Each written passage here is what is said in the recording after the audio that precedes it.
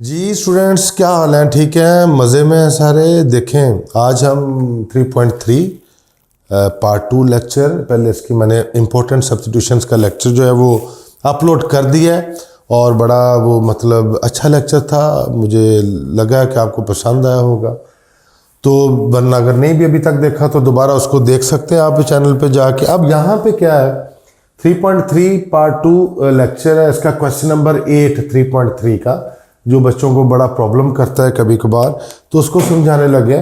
और अब आपको यहाँ पे पहला लेक्चर अगर आपने देखा तो आपको पता होगा कि ये जो सब्स्टिट्यूशन है ये किस तरफ हमें लेके जा रही है। हमने इसको इसके इक्वल प्रूव करना है, तो हमें पता है कि x को सब्स्टिट्यूट करना पड़ेगा किसके इक्वल, a सीकेंट थीटा के इक्वल। शाबाश, यही मैं आपसे पूछना चाह रहा था कि ये क्या सब्स्टिट्यूशन बनेगी, x is equal to a secant theta, क्योंकि हमें नजर आ रहा है x square minus a square. अगर a square minus x square होता तो साइन आता, अगर आपके पास a square plus x square होता तो टैन आता। अब ये सब्स्टिट्यूशन हम यूज करेंगे और इसके इक्वल प्रूव करेंगे। तो अब डेरिवेटिव लें जी, with respect to theta d x over d theta is equal to a. Secant का डेरिवेटिव क्या होगा, सीकेंट थीटा और टैन थीटा, और थीटे का थीटे के लिहाज से 1 होता है। डी एक्स को इधर ही रहने दें क्योंकि हम सब्स्टिट्यूट कर रहे हैं, तो हमें पूरी की पूरी वैल्यू चाहिए डी एक्स की, तो डी थीटा इधर ले आए। अच्छा जी, अब मेरे पास जो डी एक्स की वैल्यू निकली वो ये निकली, एक्स की वैल्यू ये है। इस इंटीग्रल को चेंज करने लगे हम, a secant theta tan theta d theta over x की जगह a square secant square theta minus a square under root. तो स्टूडेंट्स देखें, टोटल इंटीग्रल थीटा में कन्वर्ट हो गया है, ठीक है। तो मैंने x की जगह ये वैल्यू पुट की, ये स्क्वायर हो गया, इसका भी स्क्वायर हो गया, minus a square D theta. तो यहाँ पे अब इंटीग्रल सारा थीटा में कन्वर्ट हो गया, तो ये सब्स्टिट्यूट जो है हम कर चुके हैं। अब हम इसको सॉल्व करने लगे। इंटीग्रल ए सीकेंट थीटा टेन थीटा, गौर से जरा समझिएगा यहां से, ये ए स्क्वायर है, ये ए स्क्वायर है, मैं इसको कॉमन लेता हूं, मैं इसको बाहर लेके आता हूं ए स्क्वायर को, तो ये अलग लिखा, ये इधर सीकेंट स्क्वायर बचा, ये ए भी बाहर चला गया, तो यहां पे 1 बचा। तो स्टूडेंट्स देखें, अब मेरे पास इंटीग्रल ए सीकेंट थीटा है और साथ में टैन थीटा है। ओवर में आपको समझाने के लिए मैंने ये लिखा है कि ये जो ए स्क्वायर कॉमन लिया जजर समेत बाहर, तो जजर के साथ स्क्वायर कैंसल, तो यहां पे ए रह जाएगा। और सीकेंट स्क्वायर माइनस 1 जो होता है, ये फॉर्मूला बड़ा फेमिलियर है, टेन स्क्वायर थीटा के इक्वल होगा। ठीक है स्टूडेंट्स, अब ये मेरे पास जो है इंटीग्रल, ये इसके साथ कटा, यहां पे आ गया सीकेंट थीटा और मल्टीप्लाई हो रहा है टैन थीटा, और साथ में बटा जो है वो टैन थीटा है।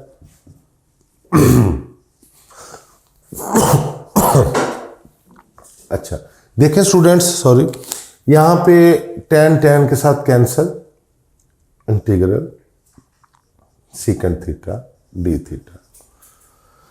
सीकेंट की इंटीग्रेशन स्टूडेंट्स होती है log of secant theta plus tan theta, ठीक है जी, ये आपके पास इंटीग्रेशन होती है। लेकिन यहां पे स्टूडेंट्स आप देखें, हमें क्वेश्चन जो है ना वो x में दिया गया था। सॉरी स्टूडेंट, x में दिया गया था, हम थीटा को x में कन्वर्ट करेंगे। कैसे करेंगे, अब आपके सामने सारा कुछ हम करेंगे जी। देखें, x जो है वो इक्वल है ए सीकेंट थीटा के, तो मैं अगर x over a is equal to secant theta लिखूं तो गलत तो नहीं लिखूंगा ना, a जो मल्टीप्लाई हो रहा है वो इधर जाके डिवाइड हो जाएगा। अब अगर मैं सीकेंट की वैल्यू मेरे पास है, मैं अगर इधर लॉग सीकेंट की जगह x ओवर a लिखूं तो कैसा रहेगा, प्लस tan को भी सीकेंड में कन्वर्ट कर लो तो ये भी कोई बुरी बात तो नहीं है। यहां पे फॉर्मूला है मेरे पास secant square theta minus 1 under root, है ना जी, बिल्कुल है। तो यहां पे आप log of x over a plus, अब इस सीकेंट में भी आप लिखें x square over a square minus 1। देखें सीकेंट की जगह x ओवर a लिखा, जो वैल्यू हमने निकाली है, तो यहां पे वो स्क्वायर था तो स्क्वायर हो गया। तो मेरे पास अब log of x over a plus x square minus a square over a square, LCM ले लिया बेटे। यहां पे log of x plus x square minus a square under root over, इसका अंडर रूट खत्म होगा तो जजर के साथ स्क्वायर कैंसिल हो जाएगा और ओवर क्या आ गया हमारे पास, इधर भी a ही है। अब लास्ट स्टेप पे स्टूडेंट्स जरा देखें, एलसीएम क्या आ गया, a, ये कटा तो x, ये कटा तो x square minus a square under root. तो यहां पे अब हम लॉग की एक प्रॉपर्टी उसका यूज करेंगे, log m ओवर n। हमें पता है इस बात का, log m ओवर n जो होता है उसको माइनस के साथ लिखा जाता है, माइनस log ऑफ a, ये ऊपर वाली टर्म माइनस नीचे वाली टर्म, ठीक है स्टूडेंट्स। और प्लस क्या करेंगे, कांस्टेंट जो हम इंटीग्रेशन लेते हुए करते हैं। तो अब हमारे पास ये दोनों ही कांस्टेंट हैं, इनको अलग अलग लिखने की बजाय आंसर के साथ आप एक बार लिख सकते हैं, x square minus a square under root और प्लस c। तो ये आपका क्वेश्चन नंबर 8 का फर्स्ट पार्ट था स्टूडेंट 3.3 का। तो कैसा लगा, और सेकंड पार्ट आप खुद सॉल्व करेंगे, वो बहुत इजी है। इसके अगर इसको कंपेयर किया जाए तो उसको अच्छी तरह आप सॉल्व कर सकते हैं। तो ये मेरा ख्याल है कि आपको समझ आई होगी, ठीक है। नेक्स्ट क्वेश्चन करते हैं।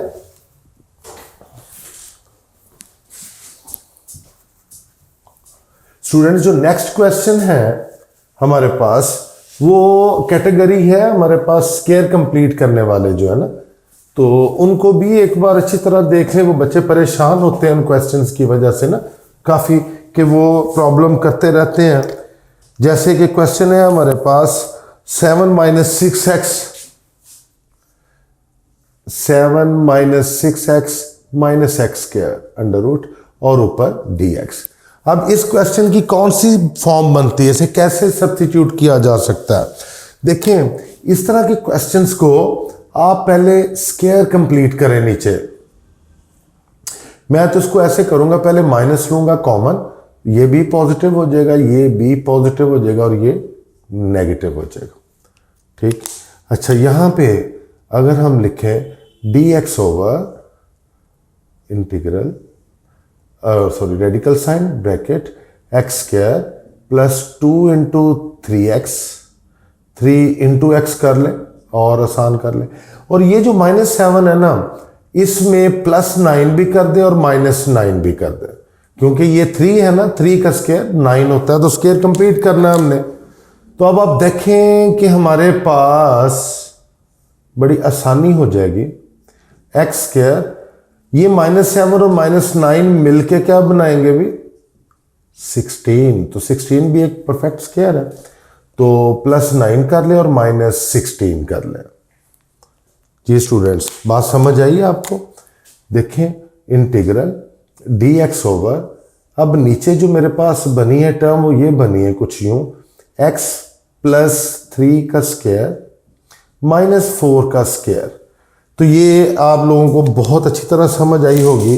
-7 -9 मिलके -16, ये 9 जो इसके साथ मिलाया तो ये स्क्वायर कंप्लीट हो गया और ये 4 का स्क्वायर। अब स्टूडेंट देखें ज़रा dx ओवर, अब क्वेश्चन की जो फेस है वो आपके सामने क्लियर हो जाएगा। ये माइनस इसको माइनस कर देगा, इसको प्लस कर देगा, तो मैं इसको यूं लिख लेता हूँ 4 square minus x plus 3 whole का स्क्वायर। तो अब ये फॉर्म कौन सी बन गई, ये फॉर्म बनी कांस्टेंट का स्क्वायर माइनस वेरिएबल का स्क्वायर। अब हमें पता है कि ये फॉर्म कौन सी होती है जिसमें हम लिखते हैं x is equal to a sin theta, ये वो वाली सब्स्टिट्यूशन है।